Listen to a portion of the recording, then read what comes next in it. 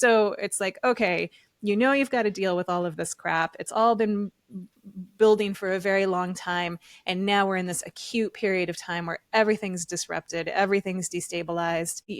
What are you going to do about it? As a vegan, do you ever feel like you're living in a parallel universe, aware of things that many others don't even seem to notice, let alone acknowledge? I'm Chrissy Benson, host of the Vegan Posse podcast. We talk with vegans from around the globe who, like you, are living lives of integrity and compassion with an eye toward justice. Through their personal stories, you'll come to see that you're not an outlier. In fact, you're part of an entire posse of individuals who aren't just keeping the peace, they're creating it through their food choices and beyond. You won't be saddling up, but you're in for the ride of your life. Welcome to the Vegan Posse. Hey Posse, I'm Chrissy Benson, host of the Vegan Posse. I suppose I should stop calling it a podcast since we are offering video versions of the show, but please know that the Vegan Posse is still available in podcast form on Apple and all your favorite listening platforms. I'd also like to say thank you so much for all your camaraderie and support regarding my real-life Bitcoin mystery involving the theft of 1.28 Bitcoin worth about $80,000 from my Coinbase account. No resolution just yet, but I'm still digging. And please check out that episode if you're a fan of intrigue and or Bitcoin, and pass it along to anyone you know who might be interested. Sometimes it takes a posse to get results, and this is most definitely one of those times. And as for this week, the Vegan Posse welcomes longtime friend of the Vegan Posse, Dr. Jen Howk. She's got a new book out called Truth Be Told. She's got a new membership community called Collective Unconscious. And she's got lots of insight, wisdom, and inspiration on many subjects that we as conscious humans or aspiring conscious humans wrestle with in our own lives. So without further ado, please enjoy this conversation with Dr. Jen Howk. Jen, welcome back to the Vegan Posse. Are you ready for the ride of your life? The ride of my life for the third time. Let's do it. Excellent, excellent. Well, since you are somewhat irregular, we don't need to cover all the usual territory that we've already discussed, like your background and your vegan story. And in fact, I was thinking we could call this segment Posse Talk with Jen Howk. Do you remember the SNL skit Coffee Talk? Coffee Talk. Yeah, of course. Yeah. Of course. So this is Posse Talk. That's awesome. I'm in full approval. Posse Talk. Bring it on. All right. All right. So you've had quite the year so far. You were one of my first interviews of the year, if not the first of the year. Mm-hmm. But among other things, you wrote a whole new book called Truth Be Told. And I, for one, am simply impressed that you wrote it so quickly in the course of just a few months. I brought my prop, so you can have the book here. So perfect, yes. Perfect. Yeah. So tell us what prompted you to write that book. I think I just started writing it as a sanity preserving self-care practice in the depths of the personal crisis that was unfolding in my life over last winter.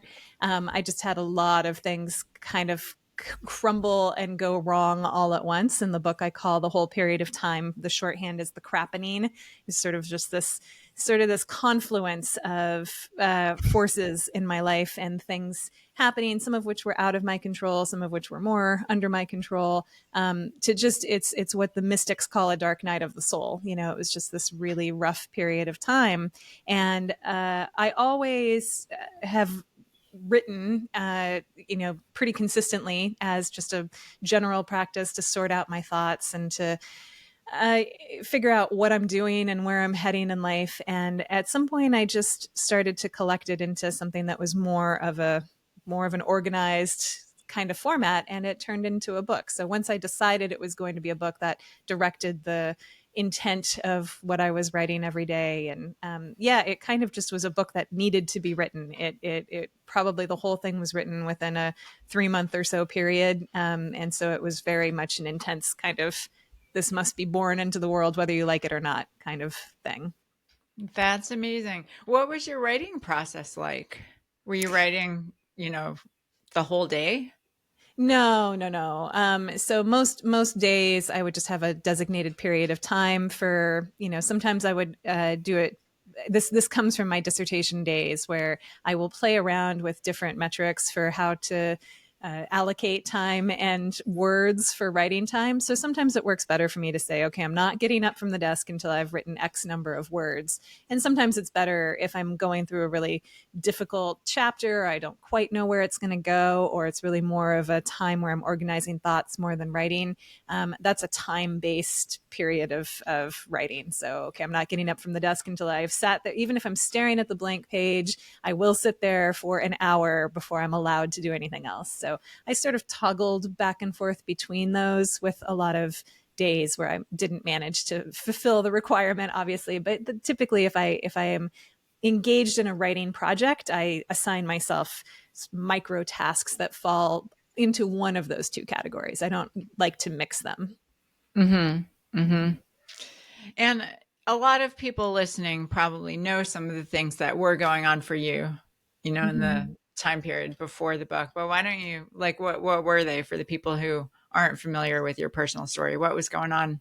Yeah, the 30,000 foot view of things is that it was a lot of my things that I was avoiding that were kind of coming to a head, combined with some inevitable things that were going to happen at some point that just decided to all happen at once. So the kind of opening act was my just beloved dog, my 16-year-old dog Melly passed in December, and she it was a significant event for so many reasons. She was just, I'll cry talking about Melly. She was just such a dear companion. We'd been together for so long. I hadn't had her that whole time. I'd had her for 11 of those 16 years. And she was just such a good, loyal companion. But it also revealed in her passing how much she was really a proxy for other kinds of emotional intimacy in my life. Like I'm working recovery, as I've talked about before, or I attempt to be working recovery. So I'm 11 years sober actually tomorrow. And Wow. there's a difference Congratulations in as we're advance. recording this. That's a Yeah. long time. Yeah. Yeah. Yeah, but what Melly's passing really made clear to me, and what so many other things that have happened over the last year have made clear, is that you can be sober, you can be not imbibing in your addictive substance of choice, but not really working a recovery program, and not really progressing out of the set of circumstances and habits and evasions that were leading you to drink or to use or whatever you were doing in the first place. So I really, with Melly's absence, I was confronted with what a dry drunk I really was. Like I really had not been figuring out ways to create meaningful connection in my life, to confront things that I was really faced with that I didn't want to deal with, to get past this codependent people pleasing kind of template that I had been raised in my family culture. And that big gaping void of Melly, who had held all of that for me, because I just had this, like, you know, this friend and family member in this dog who really allowed me to bypass all of that. And it was this huge confrontation with reality. So that was kind of the context to losing this wonderful dog, who, in addition to all of that, was just, even if you didn't have that kind of relationship with her, she was just a very special dog, just a soul dog.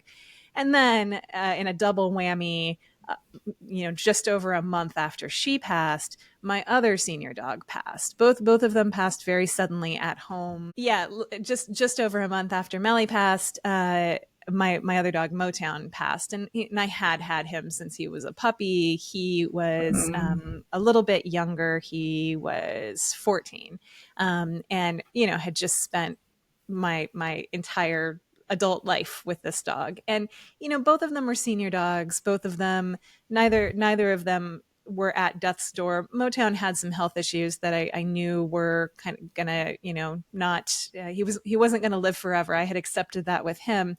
I hadn't really accepted that with Melly. Some part of me really did think she might live forever. And so, you're going to confront the loss of your children dogs at some point, but to lose both of them so close to each other, in this 1-2 punch, and it also in the broader context of the other things which were going on in my life, which included the dissolution of my 4-year relationship, and which was also an unexpected blow. Changing, watching myself sort of experience new ideas and thoughts and ambitions for where I wanted to go professionally that necessitated changing some things at that level. Like just this real sort of midlife crisis kind of moment that was accelerated and hastened by these concrete things that were going on, which just made my day-to-day life unrecognizable and devastated my sort of family, my sense of familial stability. So it's like, okay, you've got to deal with all of this crap. It's all been building for a very long time, and now we're in this acute period of time where everything's disrupted, everything's destabilized. What are you going to do about it? My mom also was diagnosed with ALS, very, very difficult disease during this time, raising all kinds of family stuff with that. So I mean, it was a lot at once. Yeah, it kind of sounds like everything at once. Like I'm trying to Yeah. think of a part of your life that wasn't disrupted. I mean, Yeah. I guess your community groups that you host, the ones that I'm part of, Virtual Village Yeah, and Getting yeah. Real, Those that those groups that have was been a continuous. consistent, the kind of standby social ecology of that, but it's still a virtual world. It's not real world. So everything in my real world Right. sort of just went to shit all at the same Right. time. Yeah. Right. So what were you aiming to accomplish with this book, or was it really just more like you described it an episode, just exercise of purging and just getting it all out? Yeah. So, for the year prior to everything falling apart, I had been, Dr. Lyle and I had this project called the True to Life Project. So we were hosting these live seminars and gave talks about sort of high concepts and principles that were of interest to each of us. And I had started workshopping in those talks some of the concepts that are in this book, particularly concepts around radical honesty, concepts around the difference between being wired to be super agreeable versus being a people pleaser, wearing a mask of being a people pleaser, and how to start to untangle all of these practices and patterns and habits that we're carrying, in my view, from childhood and childhood, the sort of training that we got in our childhood environment, mixed with some genetic factors, but a very heavy dose of environmental factors. How to start disentangling and unwinding that from the life that we actually want to live as adults. This had become a real passion project for me to start to communicate to people, to work with clients on, to, not just in my own life, but to really figure out a way to get this information into bite-sized chunks to give to people in helpful ways. So that was kind of, it dovetailed with everything else going on into the mission for the book. It's a handbook for how to start to take real inventory of all of the ways that you're self-sabotaging yourself, and going through life in a very facade-based, masked way that is not your authentic life, and what that means and how to start to confront that. Yes. Well, I of course have been to several of the True to Life conferences that you and Dr. Lyle held, and they were fabulous, and it was so interesting to get that really introspective view of these ideas, and to hear from both of you, like in this very kind of esoteric but really deep dive into these interesting concepts. So I loved them, and I also love your book, Truth Truth Be Told. I almost called it True to Life. It's not True to Life. It's Truth Be Yeah, Told. it's very But similar. you make quite clear in this book your departure from rigid fundamentalist evolutionary psychology. And was that a tough departure for you after being so closely tied to Dr. Lyle, who's known to many in our community for his work in the field of EP?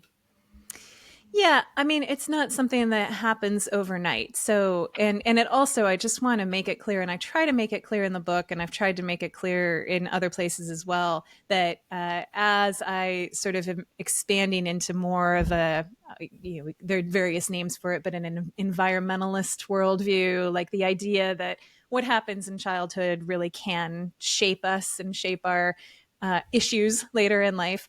That does not mean that I've thrown evolutionary psychology out with the bathwater. There's still a lot in evolutionary psychology that I find incredibly powerful, incredibly useful. I use it every day. I still, with myself, with clients, it's a mix. It's a hybrid approach where, okay, well, what are we dealing with? What are we confronting? And what is useful to the situation at hand?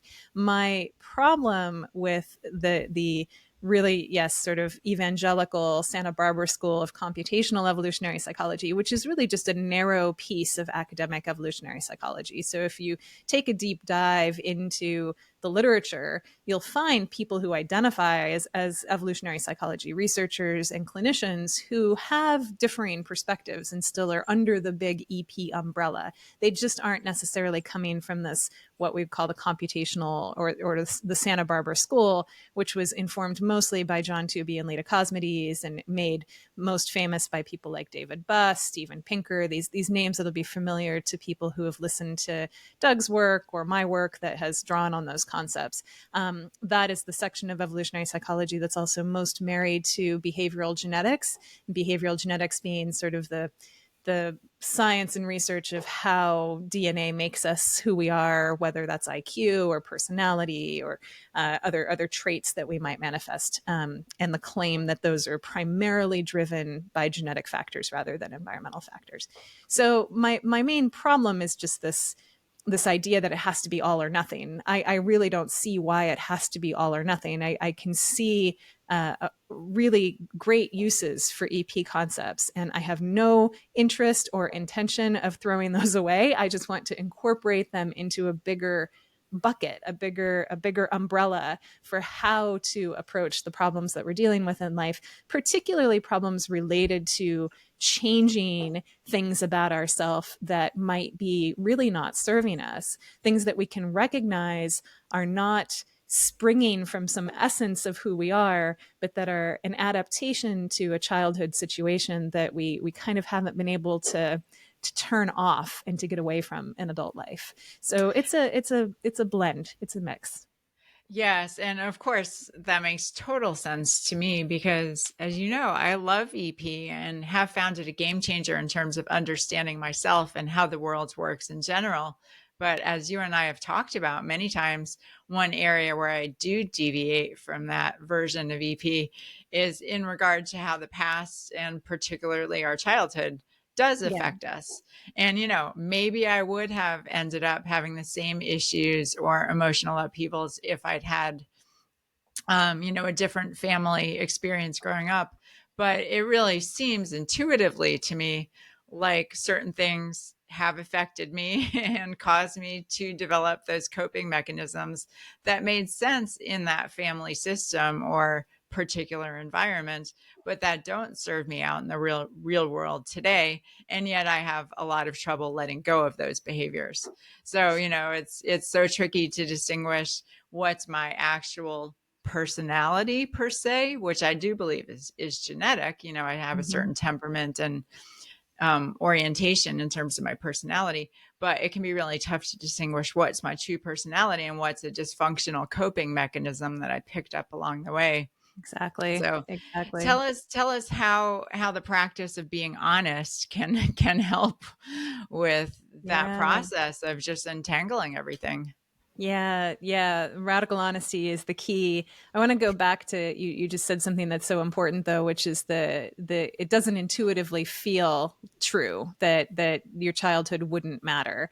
And that is an actually really essential point where, behavioral genetics in particular and the way that evolutionary psychology brings it in and uses it really asks you to abandon intuition to say, okay, well, yeah, you feel like you're the way that you are because this is how your parents raised you, and these are the things that you were exposed to early in life, and you were shaped by these things, and you have this sense of who you are that feels true to you, but you need to just set that aside because you can't trust yourself, and really who you are is this, purely objective genetic based model that would be the same no matter who your parents were or what country you grew up in or what school you went to or any of these things. And I think there's a place in science definitely for abandon intuition, ye who enter here, because we definitely, our intuition can lead us awry. Anybody who's looked at an optical illusion can know that. I mean, you definitely think you're looking at something and you would take it to the bank and you were totally wrong. You have it absolutely upside down and backwards. But there's also a place in science for intuition and for kind of the sniff test of, well, what feels reasonable to me here, and what feels like it's too simple or too at odds with what I know at some deep level to really be true. And we've really lost the art of discernment when it comes to figuring out when to use intuition and research and when to not. And unfortunately, we've erred far too much on the side of intuition is never to be trusted. It's not a valid concept. It has no place in anything, even within the sphere of science. Like, okay, let's take it out of the scientific method, but let's retain it for the things that it's useful for: hypothesis generation, observation, kind of figuring out what it is about the world that seems not right or that seems worthy of more investigation as a starting point and a place for genius is where intuition has always kind of had its place. And we've lost that, and science has become this very bureaucratized, very it's all the juice has been taken out of it. And so it has this tendency when you do that, because you're so worried about getting it wrong with something anti-scientific like intuition, that you miss really important truths and really important leaps into the unknown that are only possible by kind of getting outside of the rigid model of what is objectively measurable and true. And so I don't know, we could think about that as though we've lost the feminine essence of science, or we've lost something there. Something has really been compromised with what science has become. So that's just kind of a sidebar that I wanted to throw in there because you got us into Yeah. that territory. But Yeah, well, I mean, it is so interesting because I have such mixed feelings about it. On the one hand, it really frustrates me when I hear people toss around the term intuition as a substitute for data and actual mhm, scientific, um, evidence. I get mhm, very frustrated at that attitude. And then at the same time, like you said, I mean, I do think in many ways our intuition, maybe it's more than just like the sum interpretation of all our senses of everything that's coming into us. mhm, But I definitely think that, like, and in fact, in my own life, I had two different people: one, a professor in my grad school program, and someone else, a colleague in one of my circles, who both told me, Chrissy, you're too cognitive. Like, you need to just trust your intuition more and follow that more, because you just get too into rationalizing and rationality, and you're missing some big pieces, and you need to trust your intuition. So, mhm, when you hear that kind of advice from a couple of different people, you listen a little bit. And mhm, even in the law, like as you were describing the scientific process, it occurs to me that in the law, in analyzing certain approaches in areas of the law, they do have an option where, okay, regardless of the seeming validity of a certain legal theory, if it leads to a ludicrous result, then you can exactly. say, well, even if every step of the way is completely, substantiated, we're still going to disregard it if it leads us to just a Right. ridiculous It's outcome. a Uh, reductio ad absurdum, right? This kind of idea that, exactly. yeah, Exactly. if your conclusion just does not feel right, Yeah. you've made Yeah. some missteps somewhere along the way, even if you've been very methodical. And I Yeah. use in the book the work of Ian McGilchrist, who is an intellectual hero of mine, who wrote this book. He's written several books, but the one that he's most lauded for is called The Master and His Emissary. And he locates a lot of this in the difference between the left and right hemispheres of the brain and how it is that they approach tasks and, move through the world. And he has these experiments of people who basically, for one reason or another, either because they've had a stroke or they have the ability in the lab to sort of take one hemisphere offline temporarily, which is possible. You see people who do not have a functional right hemisphere online. They're very rational. They still have language. They still are able to look through logic, but they can't get outside of the internal logic that is presented to them. So you can give them a list of very logical statements, but they're absurd. So, monkeys can climb trees. All turtles are monkeys. Therefore, all turtles can climb trees. So someone with intuition online, i.e., the right hemisphere, looks at that and says, "Okay, you've gone horribly wrong with your with your steps because." First of all, turtles aren't monkeys. Second of all, obviously turtles can't climb trees. But someone who doesn't have that external reference to something beyond the container of information that they're looking at looks at it and says, "Okay, that checks out. This checks out. That checks out. This flows from that. Good. Okay, all turtles can climb trees." And that's where we are with science. It's become this left hemisphere enterprise that is founded on some absurd assumptions like all turtles are monkeys, but because it fits into the logic of the what is measurable and what is actually followed through in this very process oriented way, we lead ourselves to absurd conclusions. Yeah. So, so in hindsight, what absurd conclusions would you say you had, reached or were living in prior to writing this book and kind of coming out of the crappening? Yeah, I mean, there's quite a lot that doesn't sit well with me that I've revisited. So some of it is you get back to that beginner's mind, childhood kind of state. How did you see the world when you were a child? And this is where it enters into territory that I know some people would disagree with me on, which is even more kind of another step past these statements I've been making into more of a mystical orientation toward the universe and toward the substance of stuff. So children are engaging in the world in this very mystical, magical way. Everything is alive. Everything has importance. Everything is very significant. And we really lose that. And evolutionary psychology, behavioral genetics, these sorts of models of the world really take that magic out of the substance of things. And so wanting to find ways to bring that back was definitely, something that initially motivated me to crack that door open a little bit and start looking into, this is just this whole kind of way of looking at things does not comport with my sense of there's something more sparkly to being here. Yeah. There's something important about being human. There's something important about being alive. There's some essence to reality that is just not captured by these models.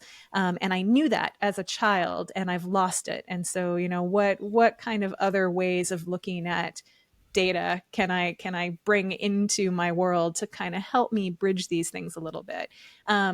And I think the most absurd thing was just your childhood doesn't matter. That that all of these things that you have this deep feeling about how they played a role in shaping who it is that you are, they don't matter. It would have been the same no matter what family you were raised by. If you were raised in a rich mansion across the tracks or in a little shack on the wrong side of the tracks, you're gonna substantively you're gonna turn out the same way.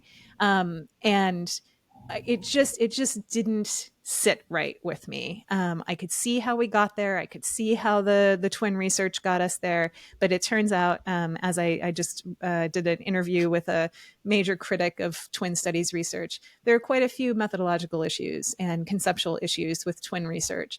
And so there are some kind of lousy assumptions along that chain of causality. And so my sense that something was rotten in Denmark, I think is based in Yeah, there kind of is something that's gone awry with this data. And, I don't think it invalidates them. I think there is strong evidence that there is a genetic component to all of our traits, but it's not 60%. It's not 70%, as a lot of the meta analyses of heritability will tell you. It's playing a smaller role than that. It's probably what it looks like from a lot of the kind of more sophisticated modern genetic techniques that are online now. Something more between 5 and 15% for most traits, which is what it feels like it would probably be true. So that's the main thing. But Interesting. That's it. 5 to 15%. for things like IQ and personality, yeah. Yeah. For things obviously like Wow. hair color, eye color, height, there's Yeah. a greater genetic component, but there's less environmental confounding for those factors than there is for the other traits. And there's tons of people doing this work. So that was the other thing, is that I got a little siloed into Mm. how I was interpreting things and how I was trying to understand these questions. And so I was just Mhm. kind of like the person looking at the syllogism with the turtles climbing trees. I wasn't really going outside of the evolutionary psychology or behavioral genetics literature to cross check things and to triangulate my information. And once you do, and you start to venture out into contemporary biology, into the good faith critics of things like the twin studies, you can only go so long writing those people off as ideologically motivated, or oh, they're just a bunch of bleeding heart leftists who just want to preserve blank slate ideology. Like, that works for a while until it stops working. And again, that can also be true. A lot of my approach to things now is this very like hold both things, like both and a lot of things that we have this intense feeling we need to reconcile, or we need to find the middle way, or we need to choose one or the other. The actual answer is we're just going to hold the tension of the opposites, as the Jungians call it. And so it can absolutely be true that you have researchers who are bleeding heart leftists. The person that I just did an interview with clearly has leftist political convictions, and they do want to. They do feel that something like genetic research into the determinants of intelligence is problematic for reasons related to social justice and racial equity and all of these things. You can have those kinds of political convictions. That doesn't by itself invalidate the research that you're doing or the critiques that you're making. And the same on the other side of things. Just because someone has some sort of biases that lead them into some predetermined assumptions about the world, such as IQ is heritable and people kind of deserve their place in life, that doesn't necessarily invalidate the research that you're doing. And so it takes this like real this approach to opposing viewpoints that that's another thing we're losing the art of, because we're so trained by social media and increasingly by academia to find your camp and just dig yourself in and immediately start to see the other guy as full of shit and unworthy of debate. And I just think that is a tragedy for science and discourse of all types. And there's truth to be found all over the place, and it requires a lot of presence and discernment and voluntary engagement across those lines, and just most people are not willing to do that. Yeah, I mean, it does make things murkier and more confusing. But It does. there's a saying that I quote a lot, which I keep in mind too, is who is wise? He who learns from everyone. And Mm-hmm. there is truth to be found. And truth, I mean, we've talked about this concept too, that truth shows up in all kinds of places, even seemingly opposite places. And Mm-hmm. that's kind of the nature of truth, is that it's reflected in all these places that we wouldn't expect to find it. Mm-hmm. But I Mm-hmm. have so many thoughts based on all the things that you mentioned.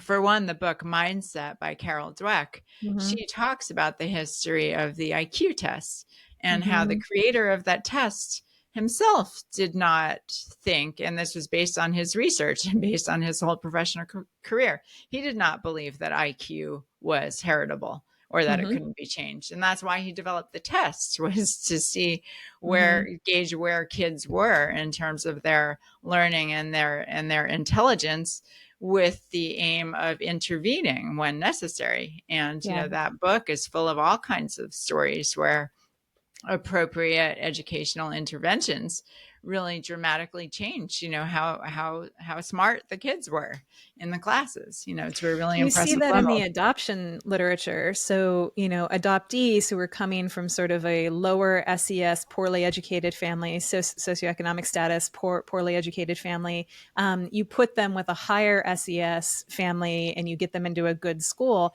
they're going to show a jump on their IQ test by about the amount that you would see between different groups of people or people that you're just pulling randomly on the street. So, 12 points or so, 10 to 12 points, like a really considerable jump. Mm-hmm. And that is pointed to as kind of the core difference if you're looking between ethnic groups or groups cross culturally, like, oh, we're looking at the difference between average IQ in the US versus sub-Saharan Africa, for example. People will point to these things and say there's obviously this core racial ethnic difference in IQ. And the adoption studies just really call that into question. When you can take someone and you have like this little micro Flynn effect, which is this sort of, you give somebody more access to information, they're going to perform better on that test because the test is an imperfect instrument. It's not as if the test is cracking open your skull and taking some sort of really objective measure of the IQ circuit in there. It is a test that is linked to cultural awareness and to your level of Yeah. education and how familiar you are with abstract reasoning or dealing with Right. numbers or how literate you are or any number of things. And so the kind of idea that we know that these differences exist and we can measure them objectively, even that is problematic because the IQ test itself is just not an objective instrument and never could be. So yeah, there again, all of this just leads you into murkier and murkier water where that is not what people want. People want definitive answers. They want headline grabbing conclusions. This is part of why we have the replication crisis in science, particularly in psychology research that we do, because the only way you can really get published in the big journals is to have a startling conclusion. No journal is going to publish you if you say, yeah, I looked really deeply into this problem and I didn't really find an effect. We took a couple $100,000 of grant money and we studied it for 3 years and yeah, there's nothing there. Like that doesn't get you published. What gets you published Mm. is something that gets translated into some attention grabbing headline and generates more funding for the funding agencies. And that's the engine of bias that sort of pushes researchers to be really Mm. perversely incentivized into cooking their books a little bit, doing some p hacking. We call it stargazing in my department, where the more stars you can get by the result, the more significant it is. There are lots of ways to manipulate data to get a result that looks much more spectacular than really it is, and that is what has happened, not just in genetic research into IQ, but across the board, basically in every domain of science. And so it's a disaster out there. But people are Yeah. really kind of entrained at this point to want definitive answers to things. They want to know, and this ironically, evolutionary psychology can really help us understand why that is. People really want to know what in group am I in, and therefore who is the out group. I want to feel nice and safe and protected in my little tribe that knows exactly how things are and how we do things, and that everybody else is out and wrong and they don't belong in here. So ironically, that sort of instinct, that tribalism instinct that we have is part of what leads to this kind of disconnect in the research that is so important for social and policy implications and beyond. Yeah. Yeah. So many things I could comment on. But for one, the difference in intelligence tests, what's coming to mind for me is, regarding animal intelligence, non-human animal Mm. intelligence.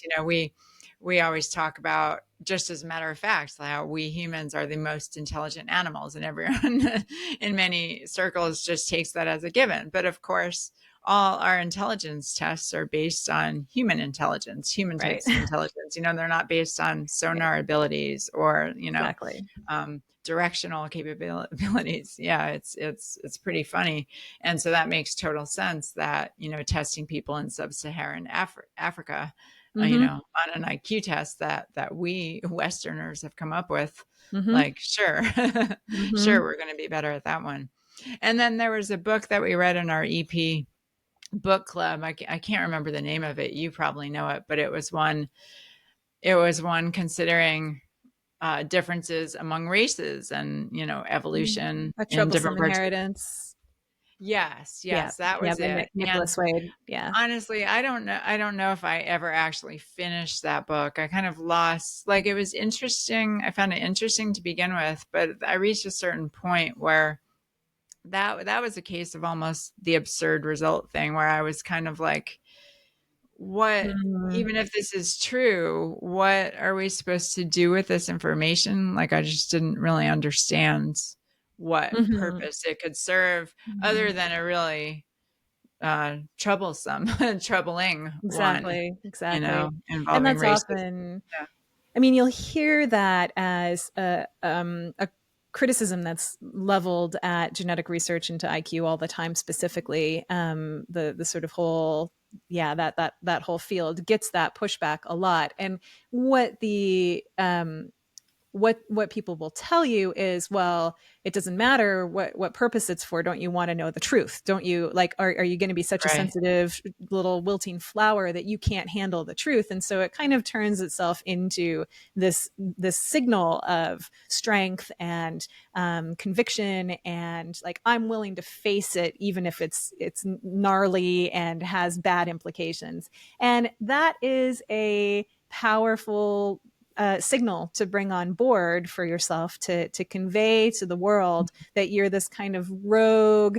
You're gonna go out there, and even if everyone's against you, you're gonna be this pioneer and this defender of the truth. I think that is a mantle a lot of people would like to claim for themselves, and so there is an incentive for Mhm. that. Despite the fact that the reality is going to be murkier, it's going to be muddier, and not having that awareness of the incentives that bring us into wanting to play a certain role or see ourselves in a certain way. I talk in the book about the destroyer of injustice archetype, this kind of idea that a lot of us have taken on, of also in the vegan world. Since we're on the Posse, we can link Sure. that back. Yeah. But a lot of people in the animal movement, you'll see, have this kind of destroyer of injustice archetype that they wear. They put on this armor and this cape to play this role. And it really, it again, to hold the tension of the opposites. It doesn't mean that what you're fighting isn't worth fighting. Like, you might be dealing with really horrific things in the world that are very unjust or that are very abusive, but there's also, you're getting something out of playing that role. You are Yeah. inhabiting this in a way that feeds into the kind of social signaling that you want to do. So evolutionary psychology again comes in and helps us untangle this. And so it's just, there's like, people just need a lot more self-awareness, and really questioning of their motives, and really exploring the discomfort that comes when you don't get to inhabit that role, and you don't get to be totally married to your conviction to protect you. What is underneath that when you're exposed and vulnerable? And that, to get back to the question you asked, like 20 minutes ago, about radical honesty, is really where that comes in. Because if you're practicing radical honesty and you can use it in this very self-aware, self-disclosing kind of way to poke holes in that armor, you're going to discover a lot about yourself that you might not otherwise be able to access. And, speaking of truth, at this year's Vegan Summerfest, you gave a talk that struck me as very honest. You were talking about your personal experience with certain plant-based doctors, mostly male ones, Mm-hmm. who, in your experience, were rigid and disconnected Mm-hmm. from the struggles that many of us women have with weight and overeating. Mm-hmm. And that talk of yours was so honest that at times it almost made me cringe, not because of anything you did, but because you were putting this discussion out there so openly in an environment that tends to revere and put those doctors on pedestals. Yeah. So what was that talk like for you to give, and what kind of responses did you get? Yeah, the idea there being that, especially particularly in the plant-based world, there does seem to be this consensus from the vanguard that you just need to do this right. You just need to get the food right, and it's really easy. And if you don't just kind of follow our rules, then that's a you problem because the rules are obvious. We've figured this out. There's nothing personal here. There's nothing special about you. Just eat your kale and your potatoes and call it a day, and you're good. And I think that really, again, it's true. You need to be eating your kale and your potatoes. Like a whole food plant based diet is the way to go for most optimal health outcomes and to dial down that voice of addiction that can hold so many of us in its thrall with food addiction. At the same time, I have encountered a lot of dismissiveness, a lot of just misunderstanding and just conceptual lack of clarity or awareness around people's struggles with food addiction, with binge eating in particular, but also with other forms of maladaptive food patterns, including anorexia and food restriction. The idea that your relationship with food is probably something that developed very early in life as a way to change your state, as a way to self soothe. It does have a very strong emotional component. I think about my relationship with alcohol and how I was never much of a liquor drinker just because I didn't like the taste very much. I think that probably saved me. If I had been more into liquor, I'd probably have gotten myself in worse trouble. But I was a beer and wine drinker, mostly a beer drinker. And when I would sit down to drink, I didn't want a 2% session ale beer. I wanted an 8%, or a 10% big West Coast IPA because I wanted the effect. I wanted to get drunk faster.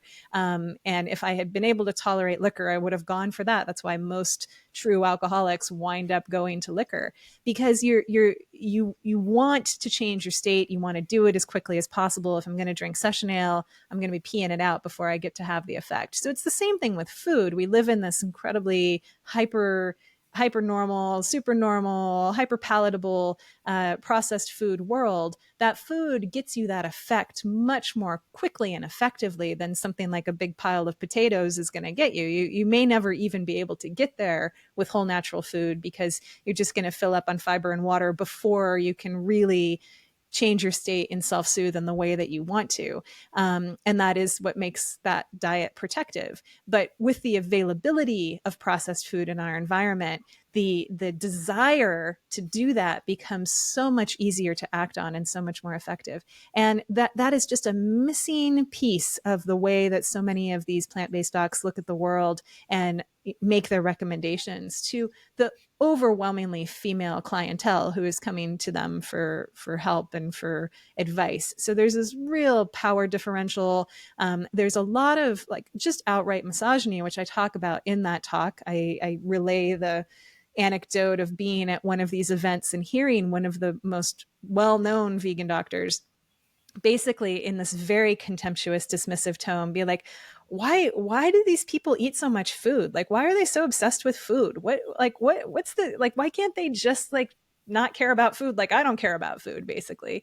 And it was just such a moment of, oh, you don't get it. You just don't get it. You have a whole different wired up relationship to food as a substance to change the way that you inhabit your body than I do. And I have had that relationship since I was 10 years old. And it's not something that I can just turn off overnight because I read that eating potatoes is going to solve my problem. So yeah, Yeah. those were all things that I needed to kind of bring. I wanted to surface Yeah. some of that stuff because a lot of it's so unspeakable. And there just is this, yeah, I guess an imprint of or a stigma of failure associated to talking about things in that way.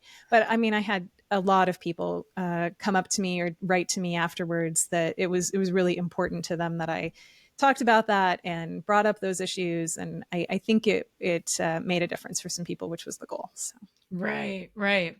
And I'll say that my father, I think, is one of those people who he just doesn't he likes food, he eats it, he'll talk about how delicious certain things are, but he just doesn't care about food like in the Yeah. way that I care about food. I And mean, I don't think most of the vanguard does. They just yeah, it's not a drug to them like it is to us. yeah, And so it's very easy for them to inhabit this facade of the man who's in control and, has it all figured out and is able to present yeah, himself as this font of wisdom and advice, for women in need. And it just perpetuates itself, just like any other part of diet culture, where the problem, you're not addressing the problem at the level that it really needs to be addressed. So it's never going to be fully resolved. And so those women are going to be perpetually in this inferior position of needing their problem fixed. And the man is up here saying, I have the thing to fix your problem.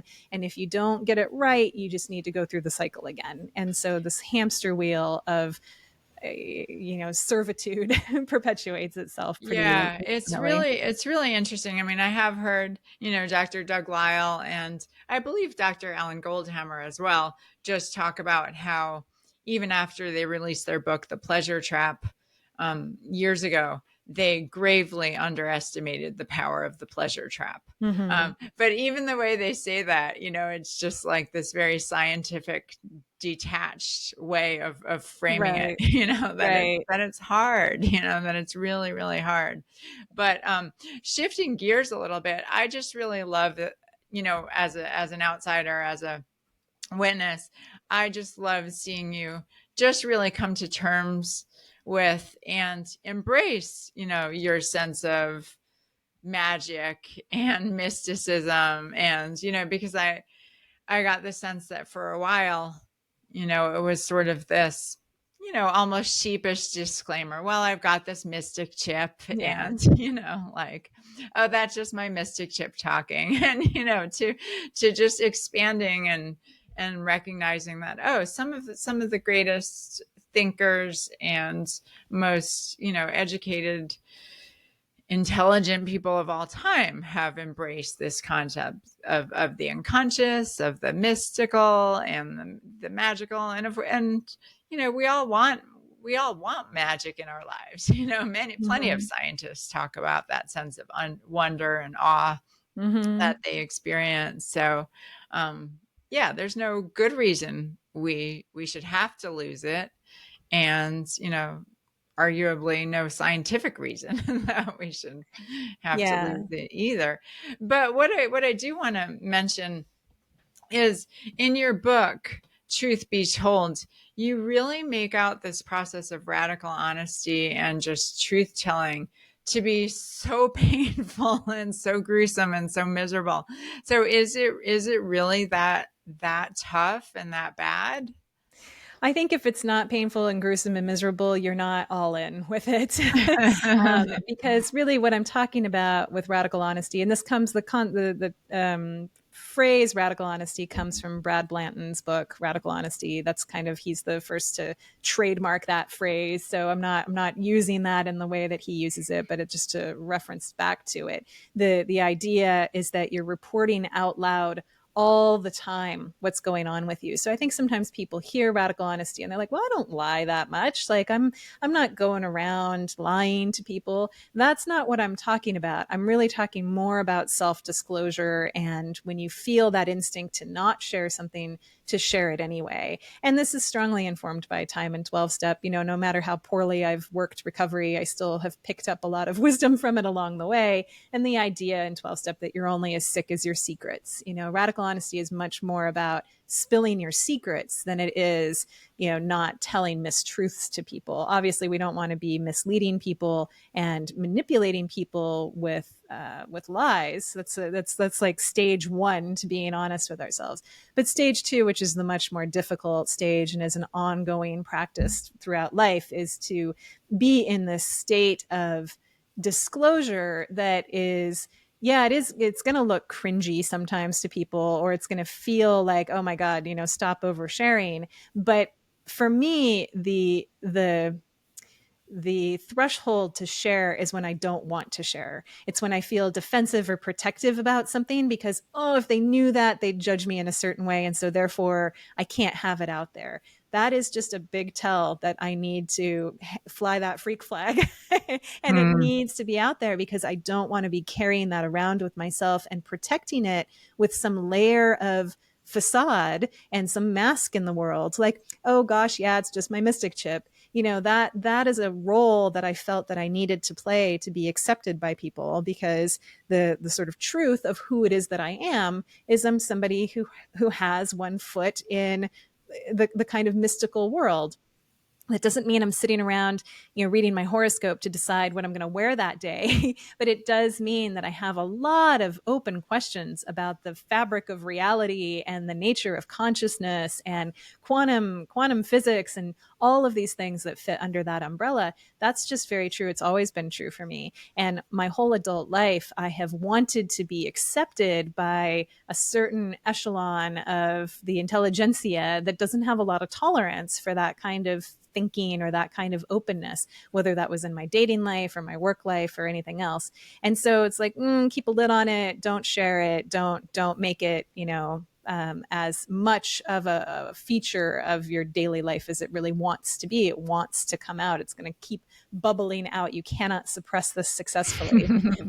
And so, yeah, that is one area in which it's, the kind of the core thesis of the book probably revolves around the truth is what sets you free in terms of discovering who it is that you really are. There is Jungian thinking almost has its own kind of genetic determinism. They call it the telos. There is this drive. There is this essence to who it is that you are.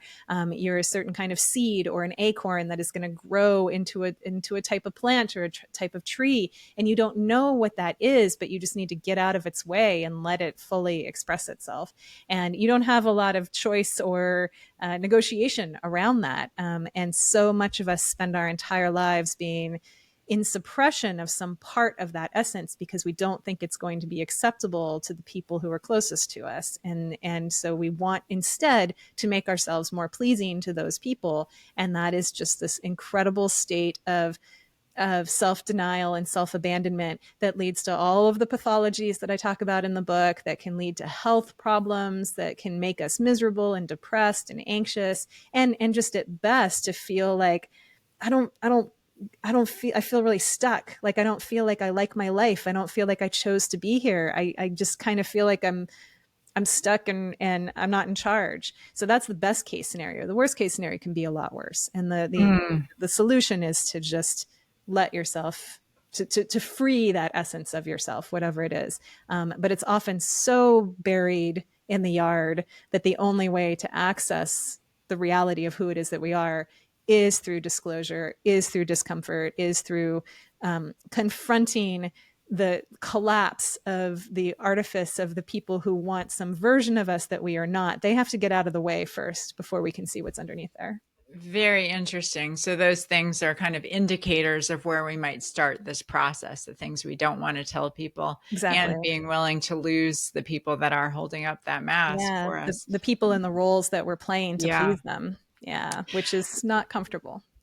Right, right. I would love to talk more about that. But in our last few minutes, Jen, tell us, how has your life changed since you started disclosing these things and telling more truth? Yeah, I feel much more confident. I feel much more self-possessed. I feel like things are still messy and uncertain and I haven't arrived and I can't and things are not tied up with a bow and like, oh, if you just do this for a few months, everything will be great and you'll, be a millionaire overnight. Like, no, it doesn't work that way. I think I'm still very much in the demolition process where things just have to be torn down to the studs before you can rebuild. But I do, even in that process, there is a real feeling of freedom and self-possession is the best way I can describe it, where it's just, Mm, I may not know fully who it is that I am, but I do have a lot of an improvingly good sense of who I am not. And I don't mm, feel the need to go back into that role or any of those roles. And mm, so that being able to leave that stuff in the ashes is a very empowering, very powerful place to be, even if you don't quite know where you're going. So I know that I have myself for company. I trust myself more every day. So, like, watching yourself do this really shows your nervous system, shows your inner essence that you are trustworthy, that you are someone who is acting on behalf of whatever it is within you that needs to be expressed. And that, kind of starts to build a sense of esprit de corps among all of your little parts. All of your parts and all of your complexes start to work together in more harmony and trust each other, which is ultimately the goal. Carl Jung has this wonderful line about how we don't really solve any of our problems. We just outgrow them. We just become bigger than them. And being bigger in the sense that we start to incorporate these abandoned and lost pieces of ourselves. We bring them home. We start to, okay, you don't need to be over in exile over there. You can come over here. And so we're enlarging ourselves, and we have more to bring to any conflict or to any problem. We have more resources, more of ourself, that capital S self. And so that Right. experience and that, even if things aren't solved and things aren't fixed and things are still messy, it's a really lovely place to live. Well, good. Well, good. And some of the language you're using is, along the lines of internal family Sure. systems or IFS, Yeah. and I love that concept of bringing more self, capital Mhm. S, that Mhm. best self, that highest self, that curiosity and compassion and all of those good things rather than more baggage, because Right. bringing more to every conflict is easy for a Right. lot of a lot of us to do, but it's not the kind of stuff Right. we want to bring. Yeah, no, Well, those yeah. parts have, as through the IFS lens. And I think IFS is just this sort of like those core insights that Freud and Jung had about the unconscious and about the sort of the fragmented self, essentially. It's Yeah, just a different way of talking about the same general idea. right. And they have really valid, important things to say. And the core insight in Jungianism is that you cannot suppress it. I mean, you can exile a part and put it out in the yard and not let it come to the party. But you see in fairy tales what happens to exiled parts. They turn into villains. They do terrible things, and it starts to show up in other areas of your life that you can't control. You don't get a get out of jail free card with any part of the self. You either do this voluntarily and mindfully and bring everyone home, or you let everybody just run amok and cause all kinds of havoc and trouble. And that's what I've been doing for the first half of my life is craziness. Second half of the Mhm. life is about bringing everybody home, bringing things, taking the forgotten parts of yourself back out of the bag, as I think Robert Bly puts it. Right, right. And a lot of this too, it's calling to mind for me the concept of self-love, Totally. in the more clinical sense, which consists of self-contact, self-acceptance, self-care, and self-respect. And what you're describing through this radical honesty approach is recovering, self-acceptance and just accepting all of these parts of ourselves, self-respect in terms of just being true, being true, being authentic, being real. Mm-hmm. So, well, congratulations to you on your wonderful book. How can people become part of your community that you've created around this book, to Yeah. support us all in this truth-telling mission that Yeah. we're all on? Lots of different ways. So you can always just go to jenhawk.com, has everything that you might need, including links to get the book or the audiobook. There's an ebook, audiobook, paperback options all exist. I'm going to be doing a book club kind of study group that's going to start on September 15th and last 8 weeks for 8 chapters in the book. And if you want to enroll in that, that's through the kind of membership hub that I've just started called the Collective Unconscious. And that's linked to via my main website as well. So just jenhawk.com, find the link for the Collective Unconscious and go there. And that's also the place to get involved in any of the groups, any of the virtual groups, the women's group that I have every week that you're part of, the virtual village. I have a weekly, I'm going to be doing it weekly again. It's been on temporary hiatus while I was doing the book and summer craziness, but a book related to food and emotional, or a group related to food and emotional eating called Enough. So that's also something that you can join through the website. Lots of stuff, lots of ways to connect and keep the discussion going. Fabulous. Well, Yeah. thank you so much for everything you're doing. And again, congratulations on, rising from those ashes, like the phoenix. And even if the rising is still in process, which of course it Very is, much in process. it's glorious to behold and becomes more Oh, magnificent every day. So, thanks um, very much. I appreciate it. It's I'm just excited to talk to anybody who's read it. So all right. Well, in keeping with the spirit of the posse, we close every episode by taking 30 seconds of silence for all of the suffering animals, human and non-human, who desire, as we all do, safety, happiness, and the freedom to live out their lives without interference. So, Jen Howk, I invite you to join me in 30 seconds of silence for the animals, and we'll conclude with the sound of the bell.